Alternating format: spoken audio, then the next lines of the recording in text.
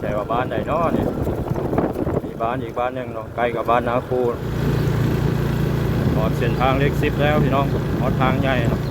เขตนี้ถือว่าเจริญพอสมควรนะพี่น้อง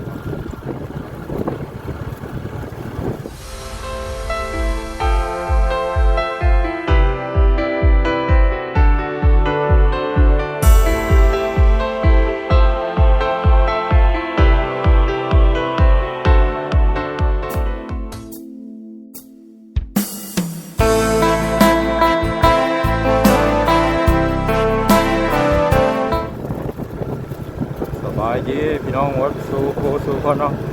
ตอนนี้บ่าวสอนออกจากบ้านนาคูมาแล้วกำลังสิเดินทางไปพละทางเล็ก10ทางลัดออกไปทางเซโนแต่ว่าบ้านไหนเนาะนี่มีบ้านอีกบ้านหนึ่งเนาะใกล้กับบ้านนาคูบ้านนาเดือพี่น้องนาเดือติดกับบ้านนาคูนะบ้านบ่ใหญ่เพราะบ้านใดเขตนี้แห้งแล้งพอสมควรพี่น้องเลยน่าจะบ่ค่อยมีน้ำเพราะบ้านใดมันเป็นนาโนนเป็นป่าโคกนะนาแซงเนี่ยบริเวณเลยล่ะตอนผ่าแต่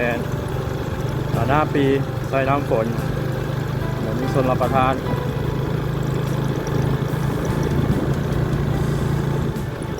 อาจจะใช้น้ำบาดาลในการใช้ซอยในแต่ละวัน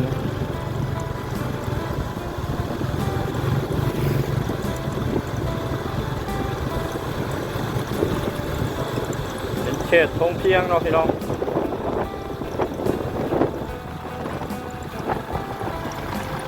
วันนี้อากาศดีบ่ร้อนอบอ้าวแล้วก็มีลมพร้อมพี่น้องเลย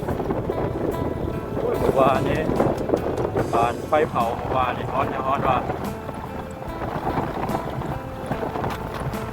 พี่น้องเอาเป็นจุดตรงหน้าจุดสองเฟืองมาสอนเพื่อเบิ่งคลิปผมจะว่าบ่ให้จุดเนาะบ่ให้จุดสองเฟืองบ่ให้จุดตรงหน้ามันจะเห็นให้เสียพี่ทางเสียความงามบ่เสียดินบ่หรือว่าจังไดนี่ล่ะ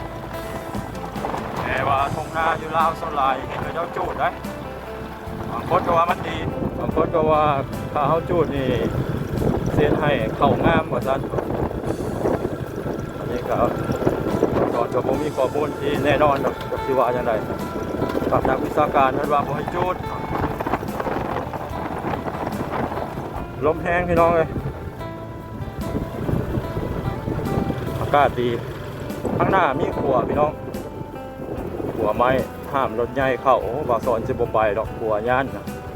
ไปทางเว้นเอามีทางเว้นอยู่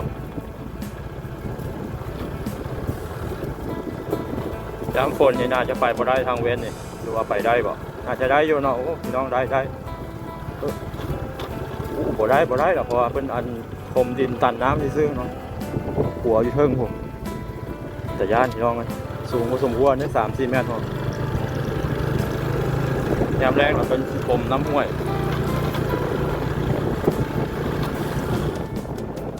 ไปสู่ทางเล็ก10เลยพี่น้องทางลัดไปทางเซโนแล้วมันจะไกลไปทางเซโนแล้วมาเขตนี้นะพี่น้องมันจะไกลเอาลัดพี่บอลเอาสอนลัดมานี่ลัดมาบ้านนาสโนดนาคูสมสะอาดหรือว่านาเรือนี่มันจะไกลกว่าแต่ว่าเป็นทางดินแดงได้ไปทางเซโนจะเป็นทางปูยาง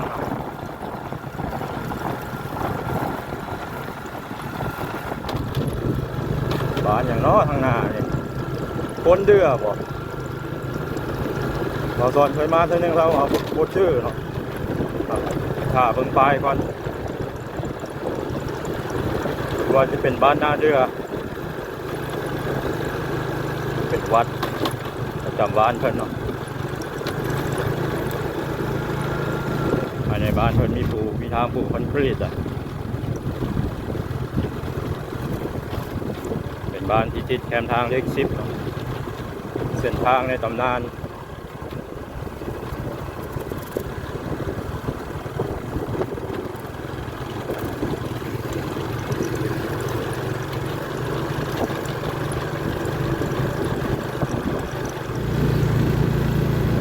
ทางเล็ก10แล้วพี่น้องฮอดทางใหญ่เนาะทางไปเซโนทางไปเมืองวิละ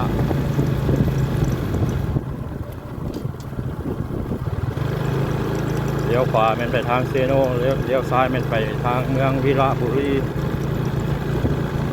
สองข้างทางนี้มีแต่บ้านใหญ่ๆนะดูเรียบแคมทางเลข10เนาะพี่น้อง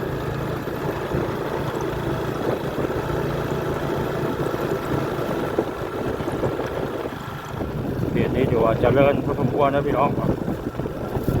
ทางมีทางปูยางมากนี่เป็นให้เศรษฐกิจขยายโตเนาะมีห้างร้านเกิดขึ้นหลาย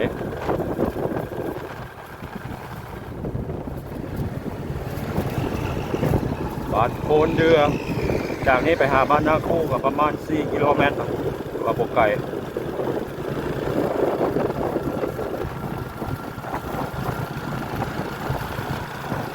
ลักๆที่แม่นทางปูยางประเทศพี่น้องมันจะได้เศรษฐกิจ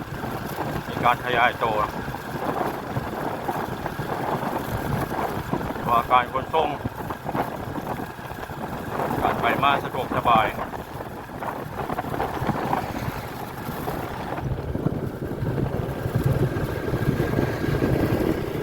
ทางปูยางคนจะปูไปฮอด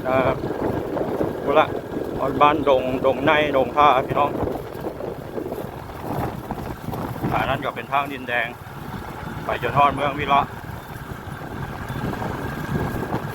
บุรีเมืองวางอ่างคำพุ่นละ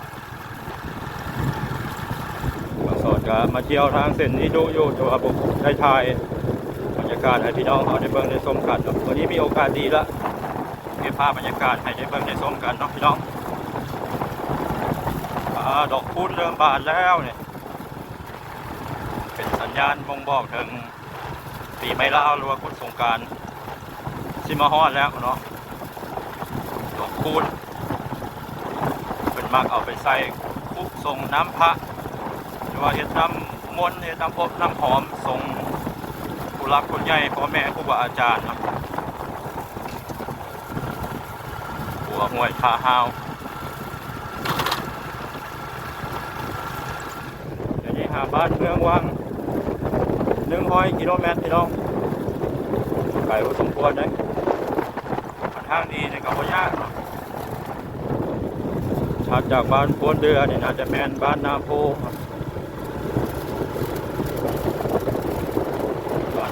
นาโพหรือบ้านโนนปลาไหลดงท่าดงในบ้านดงในนี่จะมีพระธาตุพนมน้อยเสริมสร้างขึ้นในสมัยเดียวกันครับพระธาตุพนมทุกเดือน3 เพ็งเราเป็นการที่มีการจัดงานบุญนมัสการพระธาตุขึ้นพร้อมๆกับบุญนมัสการพระธาตุพนมพระธาตุสิโพธบองจากบ้าน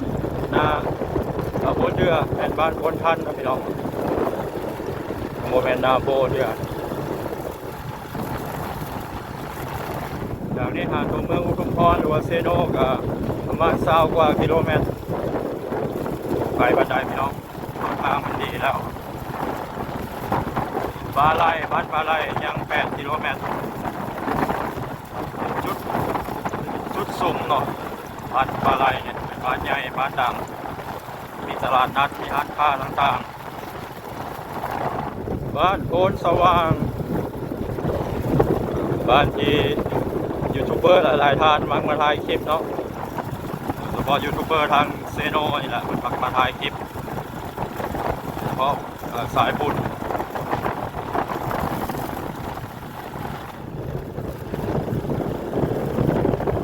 แถบทางมีจริงๆมัวขี้ควายเต็มเลยเนาะมัวควายอาจจะหลายแล้วแบบนี้เนาะอันนี้หาตัวเมืองวีระบุรี12 กิโลเมตรตัววัดบ้านโพนสว่างเนาะ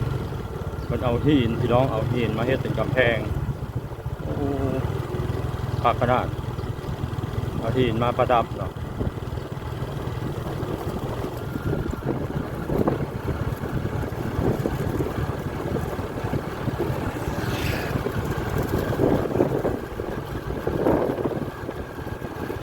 ในนี่มีอีกบ้านหนึ่งเนาะ หรือว่าอาจจะเป็นบ้านโพนสว่างอันเดียวกันบ่ตัวยังบ่เห็นป้ายเนาะนี่อาจจะเป็นบ้านทางห่างโอ้บ้านใหญ่ขนาดบ้านนี้ครับ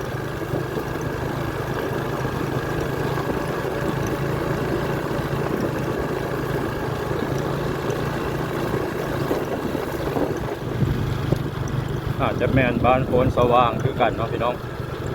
มันมีป้ายบอกเป็นอาจจะเป็นบ้านโซนใน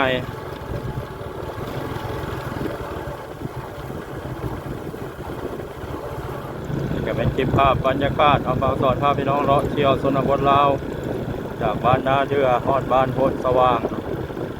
เมืองอุทุมพรแขวงสวรรณเขตตอนนี้ขอขอบใจทุกท่านที่เข้ามาติดตามรับชมเด้ออย่าลืมกดไลค์กดติดตามให้กำลังใจบ่าวสอนแน่เนาะ